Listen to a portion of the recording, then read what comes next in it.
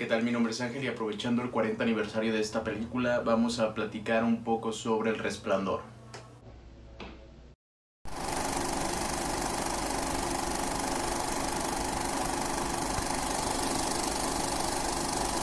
Esta película basada sobre la novela escrita del maestro del terror Stephen King.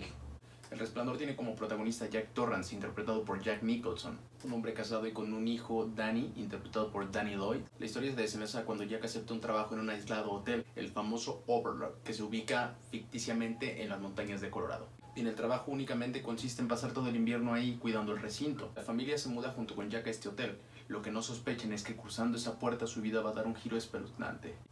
De poco a poco, Danny, el hijo de Jack, empieza a percibir visiones espeluznantes, extrañas, terroríficas, que lo van a perturbar gracias a uno de sus amigos imaginarios llamado Tony. Y es que el hotel está marcado por la historia de todos sus habitantes, una historia de violencia, de sangre y de horror. Conforme el hotel se da cuenta que no puede poseer al pequeño, intenta poseer a su padre, que es un poco más débil, a Jack. Conforme avanza la película, ya comienza a convertirse en más violento y progresivamente empieza a transformarse en un asesino psicópata, que su único fin es asesinar a su familia con el fin de otorgarle la habilidad de su hijo Danny, que es el Resplandor.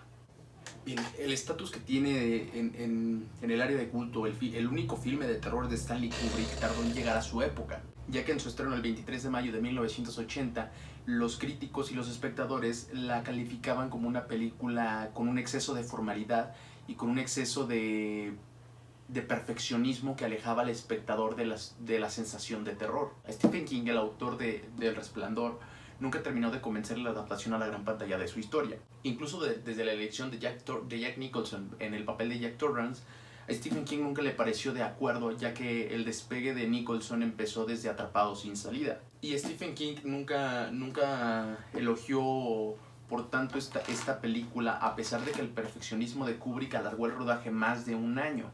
Y digo, si fuéramos Stephen King entenderíamos un poco de su crítica dura, ya que uno de sus libros, como es El Resplandor, fue uno de los primeros bestsellers de tapa dura. Este libro lo posicionó directamente como uno de los mejores escritores en el género de terror, junto con el podio de Edgar Allan Poe. Bien, a The Shining le ha servido el avance del tiempo. Conforme ha avanzado de década en década, la película ha recibido mejores críticas y sus escenas se han vuelto tan populares en la cultura, ya que ha sido replicada infinidad de veces en filmes, en series de televisión, aunque para la única persona que no cambió su opinión fue para el mismo escritor Stephen King, ya que en 2016 un periodista le preguntó su opinión al respecto de este filme tiempo después de su estreno, y su opinión no cambió. Su comentario hacia la pregunta del periodista fue: siento lo mismo porque el personaje de Jack Torrance no tiene recorrido en esta película absolutamente ninguno. Y una de las cosas por la que Stephen King nunca estuvo de acuerdo sobre el papel de Jack Torrance para Jack Nicholson fue que King mencionaba que uno cuando ve a Jack Nicholson ya sabe que es un esquizofrénico loco. Exactamente sus palabras hacia Jack Nicholson fueron: cuando ves a Jack Nicholson por primera vez ya sabes que está loco como una rata de mierda y solo se vuelve más loco. Y es que su personaje elaborado en el libro es una persona que intenta mantener su cordura sobre sus problemas de alcoholismo. Sin embargo, Kubrick decidió utilizar esta transición a la locura un poco más explosiva, utilizando todas las herramientas que se tienen en el lenguaje del cine. Tomando de ejemplo que The Shining fue una de las primeras películas en utilizar la herramienta del Steadicam. Esta herramienta nos ayudó a regalarnos unas escenas impresionantes como los recorridos en el laberinto o los recorridos que hacía Danny en su triciclo en el hotel. Kubrick logró diseñar escenas tan poderosas y que llegaron a la industria del cine como de golpe, que al día de hoy hay películas, series de televisión, caricaturas que siguen imitando estas escenas en honor a culto o en homenaje a esta película. Y no hablamos solo series o películas del género de terror. Te vas a impresionar si te muestro ejemplos en los que The Shining aparece levemente o digamos de impacto en las películas de niños. En Buscando a Nemo, cuando Bruce huele la sangre de Dory y golpea el tanque donde están encerrados, que es esta, Bruce imita la escena donde Jack está buscando a su esposa en el baño, que está rompiendo la puerta y asoma su cara y hace su famosa frase. En Toy Story, cuando Woody y Buzz entran a la casa de Sid, la alfombra que pisan es exactamente idéntica a la que existe en el Overlook. El número de la habitación famosa y espeluznante del Hotel Overlook era la 237. Este número se repite muchas veces en cámaras de seguridad, en placas, en la película de Toy Story 3. Incluso en la película de Coco se hace una representación de las gemelas, pero en forma esquelética. Ahora vamos a hablar un poco de la diferencia entre el libro y la película. En el libro, el pequeño Danny Torrance posee telepatía, clarividencia, sentir los pensamientos y los sentimientos ajenos. O sea, un poder totalmente extraordinario. En la película, Stanley Kubrick solo nos muestra una pequeña parte del gran poder que posee Danny. En la película, la contraparte de Danny es Tony, su amigo imaginario, quien le avisa de premoniciones o sucesos espeluznantes que le van a suceder. Este personaje es interpretado por su dedo, quien le habla en ciertas ocasiones o proviene la voz de su boca. Sin embargo, en el libro Tony representa un papel más activo, ya que se ve más presente sobre la vida de Danny y le da más avisos sobre visiones espeluznantes, sobre sucesos que van a pasar con su padre. Tony representa un papel más importante en la historia escrita por Stephen King que en el filme de Stanley Kubrick. Bien, en la película, Wendy Torrance, que es la esposa de Jack, es representada por Shelley Duvall, una mujer de complexión delgada, cabello oscuro y rostro pálido. En todo el filme de Stanley Kubrick vemos a Wendy como una personalidad débil que siempre se ostenta o se oculta dentro del poderío de Jack, pero siempre resalta su valentía sobre proteger a su hijo. En el libro entendemos que Wendy sufre un cambio emocional increíble después de que Jack intenta asesinarla a ella y a Danny. En el libro vemos una escena como Jack le rompe las costillas, las vértebras, le lastima los dedos, lo que la obliga a usar un corset para su recuperación, que es una recuperación totalmente lenta y que le trae consigo pesadillas recurrentes. En el libro, después de que leemos a Wendy, entendemos que es una persona que se rompió, que nunca va a volver a ser la misma, pero tras esto se unió y logró una belleza impresionante. Y no hablamos solo de una belleza física, sino de una belleza emocional. Bien, y aquí un dato muy interesante de la actriz, que es Shelley Duvall. Después de la grabación, ella tuvo que requerir apoyo psiquiátrico, ya que quedó muy afectada sobre las presiones del perfeccionismo de Kubrick. Kubrick la hacía llorar en repetidas ocasiones para que las escenas fueran totalmente realísticas. En la actualidad, Shelley Duvall sigue teniendo problemas mentales en los cuales ella misma afirma alucinaciones totalmente locas, en las que dice que ella puede seguir viendo a Robin Williams. Ahora vamos a hablar del personaje principal, que es Jack. Es un personaje con poca tolerancia y frustración que en ciertas ocasiones apreciamos una repulsión hacia su esposa y a su hijo. Con esto, el hotel utiliza sus fantasmas para meterle una idea a Jack de que merecen un escarmiento severo por sus acciones. Y en el libro, Jack lo interpretamos como un hombre con un pasado doloroso, un hombre débil, pero que no obstante siempre busca lo mejor para su familia. Bien, en el libro, tanto como en la película, el Overlook necesita apoderarse de Danny para obtener su gran poder. Pero como Danny es una persona totalmente fuerte, ahora literalmente posee a Jack. Aquí hay una de las diferencias más notables entre el libro y la película, ya que en el libro Jack tiene su cambio por niveles en su actitud y sobre sus posesiones mentales. Incluso después de que Jack ya sufre posesión completamente del Overlook, hay un momento de lucidez donde Jack logra tener el control de su mente y de su cuerpo de nuevo y logra alertar a Danny sobre los peligros que están por suceder. Tanto en la obra literaria como en la obra cinematográfica, Jack representa un hombre que está en recuperación del alcoholismo. Ahora analizamos otro distintivo entre el libro y la película. Es indiscutiblemente obviedad en la interpretación de Kubrick. Vemos las escenas poderosamente marcadas donde Jack persigue con un hacha a Danny en un extremadamente largo laberinto en invierno. Pues en el libro no sucede exactamente así, ya que empezamos desde el hecho en el que en el libro no existe tal laberinto. En su lugar existe un jardín en el que existen arbustos en forma de animales, un conejo, un perro, varios leones. Y aquí me preguntarán qué de espeluznante tienen unos arbustos en forma de animales. Pues no les voy a dar como spoilers si en dicho caso quieren leer este libro. Solo les diré que son arbustos que cobran vida y tienen mucha sed de sangre. Ahora, en la película, Jack persigue a Danny y a Wendy con un hacha en la mano que les otorga el mismo gerente del hotel. Con ella es con la que rompe la puerta en esa famosa y gloriosa escena donde Jack está golpeando la puerta del baño para matar a Wendy. Con esta misma hacha, Jack asesina a Dick Halloran. Pues en el libro, Jack posee un mazo de croquet con el que intenta matar a Wendy, a Danny y en su lugar también lastima a Halloran. La diferencia aquí es que Dick Halloran en el libro sobrevive y en la película no. Aquí es donde me van a decir quién es Dick Halloran. Pues esta es, para mí, creo que es una de las diferencias más notables en la película y en el libro, ya que Dick Halloran en la película es solo un personaje secundario. Y para Stephen King, Dick Halloran es uno de los personajes principales. Sin entrar en spoilers, les diría que viene siendo el héroe de la historia, ya que aunque no nos adentramos completamente en su personaje, Dick Halloran representa en ciertas ocasiones mensajes totalmente importantes que nos llevan o nos dan a entender que Dick Halloran es uno de los personajes más empáticos con Dani y que representa todo el centro o el cambio de esta historia. El último punto y uno de los más importantes es Jack. Pues en la película de Stanley Kubrick, Jack muere congelado tras intentar perseguir a Dani sobre el laberinto, perderlo y quedarse varado sobre la nieve y morir congelado. En el libro Jack logra conseguir el control de su cuerpo y de su mente y logra avisarle a Dani que se largue y que escape del hotel por los peligros que vienen enseguida. Seguido de esto, Jack toma el mazo de Crockett y se golpea la cara en repetidas ocasiones para desfigurarse completamente el rostro y quedar irreconocible para su hijo. Posteriormente, Jack, o lo que queda de Jack después de destruirse el rostro, intentan llegar a la sala de calderas para recuperar la presión de esta. Sin lograr éxito, la caldera explota y se lleva consigo el hotel, sus espíritus y también a Jack. La diferencia es que en la película Dani y Wendy logran escapar en un auto y en el libro Jack muere, Wendy, Dani y Dick Halloran logran escapar juntos en una máquina de nieve.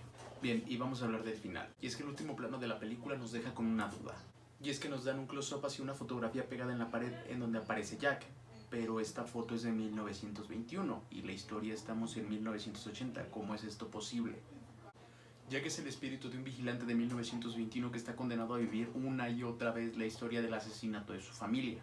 Incluso él mismo lo dice en una escena: vine aquí para mi entrevista y es como si ya hubiera estado aquí antes. Es como un déjà vu, pero esto es algo estúpido. Que este sería como la teoría más potente que existe. Ahora vamos a hablar de los mensajes o las teorías que existen respecto a este film. Y una de las teorías más tiradas, por así decirlo, es que dicen que esta película es una confesión de Kubrick en la que él ayudó a falsificar la llegada del hombre a la luna. Una de las pistas es cuando Dani se levanta del piso. En su suéter tiene una ilustración que dice Apolo 11.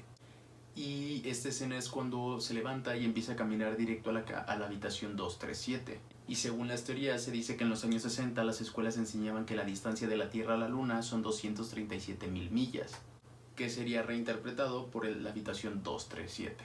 Ahora, si bien el género de terror siempre se ha caracterizado por un juego mental entre el director y los espectadores, la mayoría de películas que existían en este tiempo, e incluso en la actualidad, se basan en el punto clive donde existe un fantasma, un asesino, un monstruo.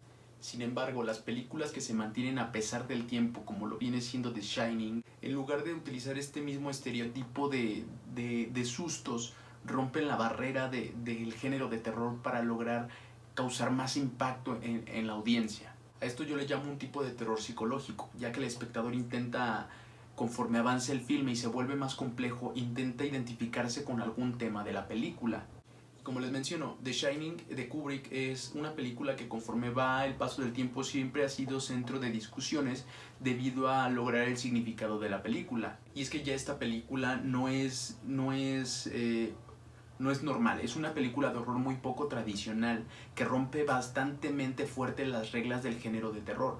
Y no es por accidente. Kubrick era lo que quería lograr con esta película, lograr romper esas barreras que existían en las películas de horror y lograr causar el mismo impacto o un impacto de terror más fuerte, más perturbador en la audiencia. Ahora vamos a un punto más literario. El Resplandor tiene grandes conexiones con las teorías de Freud, y es que Kubrick debió de haber leído bastante las teorías de Freud para incorporarlas mediante mensajes en esta película. El mismo Freud nos explica que lo extraño es difícil de definir, ya que es una sensación de terror. Es que es exactamente esto. El Resplandor asusta a la mayoría de la audiencia y no como se los mencionaba, con un monstruo, con un asesino, sino que les provoca una sensación de horror y de terror que no saben de dónde proviene. Y tanto en el libro como en la película, cuando nosotros estamos de lectores o de espectadores, nos damos cuenta que algo en nosotros no está bien cuando estamos observando el filme o cuando estamos leyendo el libro. Y esto nos lleva a otra idea en torno a lo extraño, el doble de Freud. Freud lo describe como el fenómeno relacionado del doble. Por lo tanto, tanto en el libro como en la película tenemos personajes que se relacionan o son idénticos. Lo captamos cuando los procesos mentales se transportan de un personaje a otro, que lo podríamos hablar como la telepatía. Esto lo entendemos como que uno posee sentimientos, pensamientos, experiencias idénticas al otro. Y esta idea del doble lo interpretamos con las gemelas, los elevadores, con muchos espejos que existen en el Overlook. La película también utiliza imágenes espejo, como cuando Danny y Halloran están hablando en el hotel y se miran fijamente. Y es que esta idea la tomamos un poco más alejada, ya que Freud dice que los personajes que se entienden o son idénticos poseen el poder de la telepatía, algo que Danny y Halloran poseen. Y es que la película está cargada con mensajes de la reanimación de los muertos. Y es que Freud nos explica que las personas experimentan su sentimiento en su más alto grado de epicidad cuando lo relacionamos con la muerte o los cadáveres, el regreso de los muertos, los espíritus o los fantasmas. Y es que es esto, el uso de la teoría de lo misterioso, lo que hace que El Resplandor sea una de las películas más impresionantes en el género de terror, ya que esto hace que la audiencia o nosotros como espectadores no logremos racionalizar sobre lo que estamos asustados, y esto es por lo que el efecto de terror es más efectivo. Podemos poner un ejemplo en el que Kubrick está intentando jugar con la mente de los espectadores. Hay una escena donde Harold abre el congelador y la bisagra está de un lado, y cuando se hace el cambio de plano vemos que la bisagra está de otro lado. La audiencia no logra captarlo a simple vista ni lo logra entender, pero sabe que algo no está bien y empieza a jugar con tu propia mente. Es que esta película mezcla lo simbólico y lo literario, que es lo que hace que esta película cree una sensación de inquietud hacia la audiencia. El mismo Kubrick en una entrevista decía que si una película es capaz de asustarte con estos temas sobrenaturales, tienes que aceptar que pueden existir estos mismos seres. Debido a este comentario de Kubrick, ha causado que muchos espectadores o cinéfilos creen una teoría en el que si retiras todo lo sobrenatural de la película, cambia totalmente. Dejas una historia de fantasmas a una historia de una familia donde el esposo se vuelve loco y busca asesinarla. En conclusión, entendemos que Kubrick hace uso de tres formas para asustar a la gente: los conceptos de lo misterioso, el doble y la reanimación de los muertos. Todo esto nos crea una inquietud y hace que nosotros como espectadores estemos con esa perturbación o ese susto sin entender un porqué. Y es que todo esto es muchísimo más aterrador que el concepto general que se utiliza en las películas de horror, ya que muchas de ellas se puede racionalizar de manera muy sencilla y entendemos de dónde nos va a provenir el susto. Incluso analizó que en un ensayo de Freud, él mismo mencionaba que lo extraordinario es el único sentimiento que se vive con más fuerza en el arte que en la misma vida. Y esto muestra su motivo para utilizar la teoría de lo extraordinario. Y bien, realmente si analizamos más a fondo la película, vamos a que es un retrato del maltrato doméstico, que si lo relacionamos con la actualidad, es algo que todas las personas encerradas o en aislamiento estamos sufriendo y nos muestran nuestra verdadera naturaleza. Es que las primeras escenas nos muestran el carácter tóxico de Jack hacia Wendy, hacia Danny, donde le rompe un brazo. Y es que si lo entendemos, ¿no será que la supuesta maldad del hotel son los odios o las acciones reprimidas de Jack que poco a poco lo van consumiendo debido al aislamiento? Como se los decía, si eliminamos los elementos fantásticos de esta historia, nos queda una historia perfectamente válida del maltrato. Un hombre frustrado por su insípida y poca habilidad para escribir y su insaciable adicción al alcohol. Y esto mismo le desata la llegada de los fantasmas, y no del hotel, sino de su propia cabeza. Y si nos damos cuenta, todo este cambio de emociones y de locura comienzan en la barra vacía, en la cual él mismo grita que daría todo por un trago de alcohol. Después de esta frase vemos que empiezan a aparecer los espíritus, y quizás estos provienen de su misma adicción. Debido a que ingiere alcohol, desata sus instintos asesinos más graves. Y girando aparte de su obsesión al alcohol, vemos su caída a esa crisis de los 40, en donde ve a la mujer en la bañera joven y después la vemos como una anciana pútrida. Y aquí vemos todos estos elementos de violencia que afectan a las familias, porque qué curioso es que solo él, quien sufre de adicción al alcohol y sus crisis, y el niño traumatizado por la violencia de su padre son los únicos que ven estas alucinaciones. Porque a final de cuentas, si el hotel fuera el que intentara cambiar la mentalidad de sus inquilinos, ¿por qué Wendy no lleva este mismo proceso de locura que lleva Danny y Jack?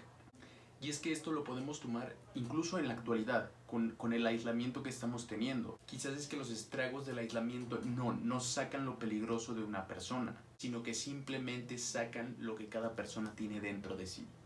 La ignorancia, el peligro, la violencia, la paz, la tranquilidad, todo es dependiendo del tipo de persona y quién llevamos en nuestro interior. En Jack es la violencia. En Wendy es la sobrevivencia y la protección de su hijo. La película nos dan esa transformación del alcoholismo, desde su proceso de abstinencia hasta su proceso más loco y su cambio más perturbador y más terrorífico que realmente sí existe en la vida real. Y hay mensajes subliminales en el que nos dan como más imágenes perturbadoras de los problemas sociales que existen en las personas. Una escena donde Wendy ve a esta persona vestida de oso haciéndole sexo oral a otra persona, lo podríamos interpretar como un mensaje subliminal en el que ella está comprendiendo que pudo haber un abuso sexual del padre a su hijo. Y para cerrar como esta teoría, Kubrick nos deja muchos mensajes. En la habitación 237, que es donde se esconden los cadáveres o la mayoría de actos delictivos de este hotel, ¿no te suena a todos esos secretos o perturbaciones que guardamos en el armario? Todos esos errores, todos esos temores que tenemos y los ocultamos para actuar como personas normales. Más allá de los elementos de terror o fantasiosos, El Resplandor esconde lecturas humanas. Como vemos, más allá del horror y de lo fantasioso, El Resplandor esconde bastantes lecturas humanas perfeccionadas, aunque evidentemente no son perceptibles a primera vista. Así que si le damos un análisis literario, humanitario o horrorífico, esta película es una obra maestra en todos sus aspectos. Nos muestran la historia de un hombre alcohólico que intenta superar su declive e intenta ser una mejor persona, pero recae sobre su alcoholismo y termina convirtiéndose en la persona más salvaje que guardaba en su interior. Hasta una madre que protege a su hijo de la muerte y arriesga su propia vida por ello. Esta película es una obra totalmente muy bien elaborada que en su tiempo no fue bastante bien criticada, pero con el paso del tiempo recibió mejor aceptación hacia el público. Todos podemos tener diferentes opiniones, diferentes finales, diferentes teorías sobre esta película, pero no podemos negar que a pesar de sus 40 años de estreno, esta película sigue siendo una magnificencia en el género del mundo cinematográfico. Y así como esta película tiene miles de teorías, nos podríamos agarrar varias horas platicando sobre todo lo que tiene esta película. Pero no nos bastaría el tiempo o haríamos muy tediosa esta plática entre video, yo hablando solo y ustedes escuchando nada más. Así que lo dejaremos en este punto en el que les dejo estas teorías en las que analicen la próxima vez que vean la película y tomen sus propias perspectivas y sus propias opiniones acerca de este filme. Así que sería todo por este video. Ya se había grabado y se tenía pensado subir una semana antes, pero realmente me extendí hablando casi 2 horas de la película y pues iba a ser muy tedioso un video de 2 horas y ustedes escuchando nada más. Así que aprovechando que hoy se cumplen 40 años de su estreno, aquí está este video. Esperemos que todo este aislamiento acabe pronto y no terminemos como la familia Torrance y pues saquen lo mejor de ustedes mismos en este encierro y esperemos vernos pronto y tener a algunos de mis amigos aquí platicando y discutiendo algunos temas cinematográficos o de la cultura del arte. Pues ya sería todo y pues esperemos vernos pronto. Hasta luego.